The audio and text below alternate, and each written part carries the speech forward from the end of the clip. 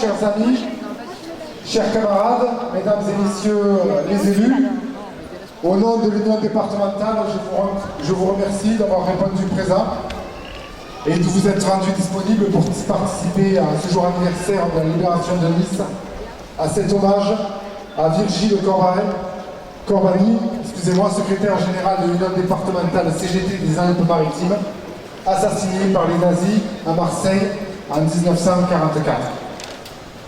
C'est dans la clandestinité que Virgile, avec toute la CGT dissoute en 1940, continuèrent leur activité militante pour soutenir la résistance.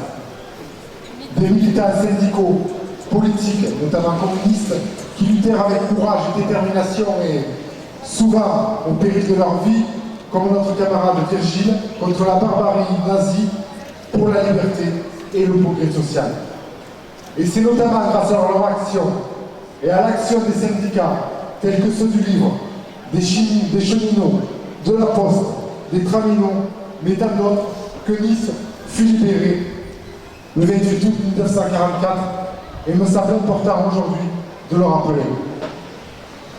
De nombreux camarades y laissèrent leur vie, laissant veuves et orphelins. Quelques-uns aussi sont encore en vie, et je voudrais également leur rendre un hommage appuyé ce soir. En 1944, ce que les militants ont permis, c'est bien sûr la libération de notre ville, plus largement du pays. Mais ils ont aussi donné l'espoir à tout un peuple et créé, avec le Conseil national de la résistance, une formidable dynamique de liberté, de progrès social dont nous pouvons encore aujourd'hui bénéficier.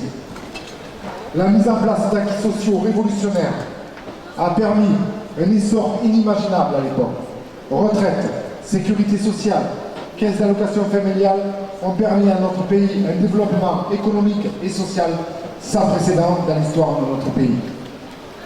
Les militants et la CGT dans ce département ont largement contribué à cet essor et depuis la libération, elle a largement contribué à l'essor économique et social de notre département. Ne l'oublions pas. En effet, le peuple qui oublie son passé se condamne à le revivre. D'où notre présence ici ce soir. Cela sonne aujourd'hui peut-être plus fort que jamais. Entretenir la mémoire collective. Cela, bien sûr, doit nous éviter de réveiller la bête. Comment ne pas se souvenir aujourd'hui que c'est la stigmatisation de l'autre, de l'étranger, qui nous a conduits au pire? Comment ne pas se souvenir de ce que l'entretien, voire l'utilisation de la peur de l'autre et de la haine ordinaire a pu créer dans de nombreux pays européens? Comment oublier aussi les millions de morts, les peuples persécutés, les camarades fusillés comme Virgile ou exterminés dans les camps de concentration, que ce soit pour leur choix religieux, leur choix de vie, leur opinion politique ou même leur activité syndicale. Comment oser encore aujourd'hui jouer avec la peur des gens, en stigmatisant l'étranger, l'homosexuel, en condamnant le syndicaliste, en stigmatisant et en montrant du doigt tout simplement l'autre. Effectivement, cela pourrait paraître facile à l'approche des échéances électorales, mais on risque de le payer très cher. Je voudrais d'ailleurs profiter de ce moment pour exprimer haut et fort la nécessité impérative et urgente de lutter tous ensemble, avec toute notre énergie, contre les forces nauséabondes et fascistes qui rejaillissent aujourd'hui en France et partout en Europe. Nous devons le dire haut et fort, que les partis d'extrême droite sont dangereux pour notre société, pour la démocratie, pour la liberté, pour notre avenir. Ouais.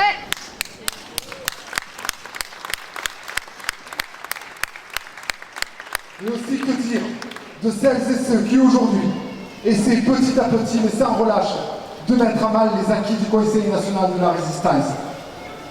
Et c'est effectivement dans cet esprit, nous n'y trompons pas, que monsieur le maire de Nice, qui d'ailleurs n'hésite pas de temps à autre à fustiger le Rhum, souhaite nous reprendre le bâtiment Règle d'Or, situé aujourd'hui à ma droite, qui nous avait été donné à la Libération pour service rendu à la patrie. Monsieur Estrosi préfère visiblement se remémorer une autre époque, celle des moines franciscains, dont l'évocation est certainement plus agréable que celle du CNR et des acquis sociaux pour les travailleurs.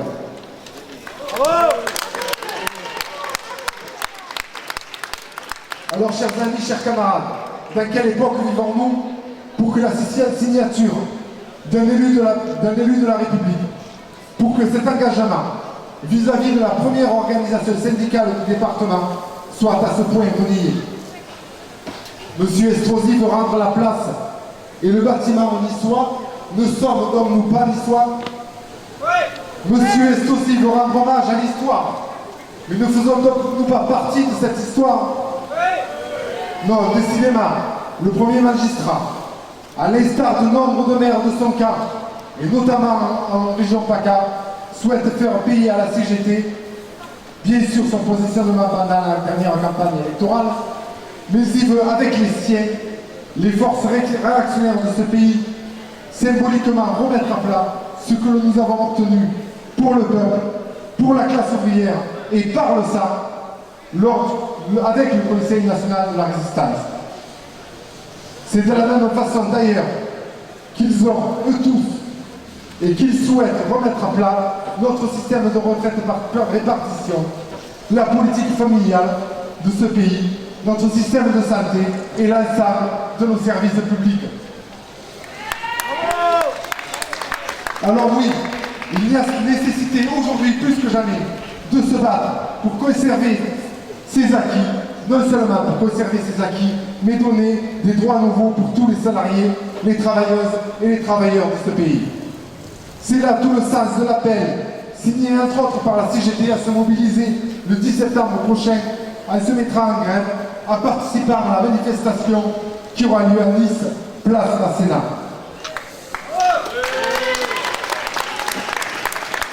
Pour en plus jamais ça, maintenant, c'est tous ensemble. Je vous remercie. Nous allons vous faire la dépose de la gerbe.